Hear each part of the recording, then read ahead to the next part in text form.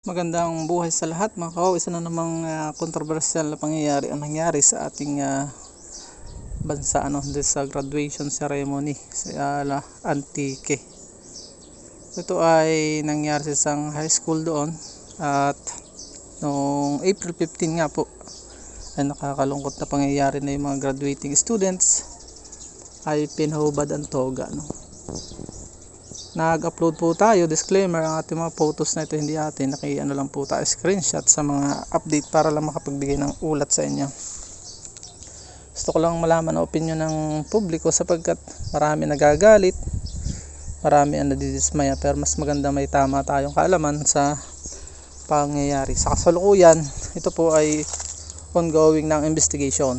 Subalit ito po ang pangyayari talaga ay nag-trigger dito, nagsimula nung magpulong ang PTA ang mga na hindi malinaw yung closure ng meeting sapagkat sa DepEd pala sa order ay kung i-analyze mo yung batas parang may pagkukulang din doon sa hindi talaga clarify kung titingnan nyo with due respect sa ating kawani sa ating Department of Education parang nakalagay optional doon nilagay na optional. Kung babasahin nyo yung order, hindi naman bawal ang toga, bagaman ang prescribed talagang suotin uniform ay school uniform or formal wear. So siguro nga ang formal dito, ang layunin dito para yung mga walang pambili ng pang-arkila ng toga ay hindi na mahirapan. Tama naman, subalit nga ito ay hindi matatanggi na alam nyo naman kung tayong mga magulang ay isang special event ito sa ating mga anak ang magsuot ng toga dahil simbolo ito ng graduation.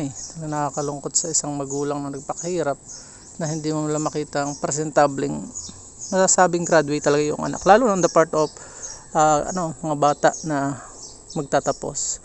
At may isa pa nga doon bata ang nagtungayaw na talaga, nagmumura siya. Kahit naman sino siguro kung talagang medyo mainitin nga ang ulo, hindi naman tayo nakikisimpatya doon sa bata, pero na-trigger na yung init ng ulo. Hindi natin sinasabi kung sinong mali, sinong tama. Sa atin lang naglilinaw tayo at humihingi tayo ng opinion sa publiko. Sa inyo palagay, tama ba ang ginawa ni principal?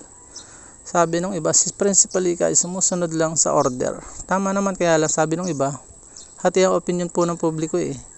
Sabi nung iba ay sana pinatapos na lang with due respect sa human consideration, sa emotion ng mga tao, ng mga bata, na nasira yung isang napakahalagang event. Halos ka-level ito ng kasalan ganun, sa isang tao, birthdayan, yan, mga special occasion na hindi na may babalik at gusto pang i-one by one. Napanood ko talaga yung mga video bago ako nagawa ng sarili kong komentaryo videos. Bagaman pasensya na, mga picture lang po ito nakuha natin at nakikigamit lang. Dalawa din naman tayo taga roon sa Antique.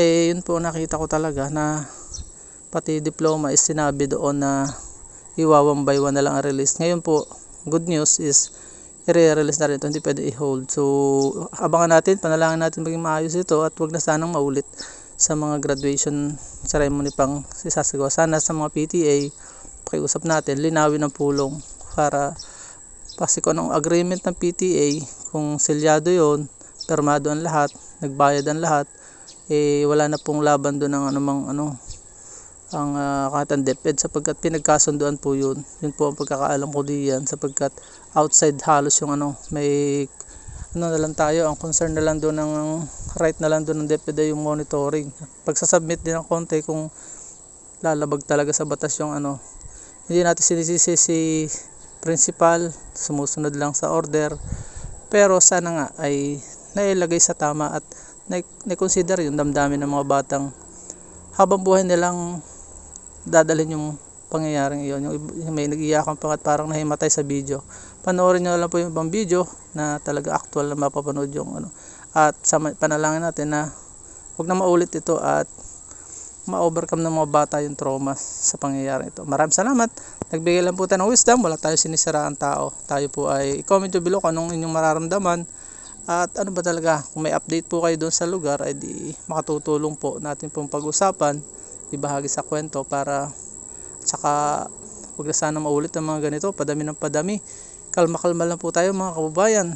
Sa lansangan ang daming matatapang, lahat na halos ay tumatapang, kaya tayo i-consider natin ang ating relasyon sa Panginoon na nakokontrol ang ating emosyon, ano man ang ating sitwasyon. Yun lang po. Maraming salamat. Paalam and God bless.